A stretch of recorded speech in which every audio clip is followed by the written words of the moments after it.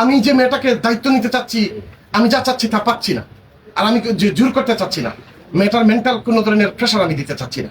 So আমরা এই বিষয়টা নিয়ে আমরা আপাতত আমার অফিস রুমে বসবো, বসে আলাপ আলোচনা করবো, প্রয়োজনে আমি আপনাদেরকে একটু কষ্ট দিব। তুমি তোমার বাড়ি কোন জায়গায়? হ্যাঁ, কুরবাই।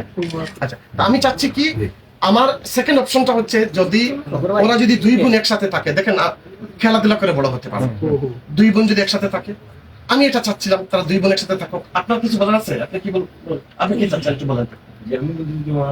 সামনে আসেন।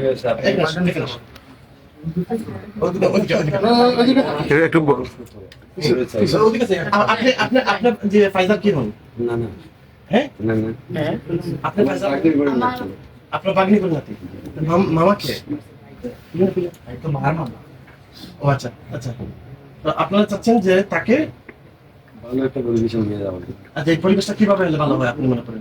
আপনি আমরা তো বলছি যে আপনারা নিয়েছেন, আপনার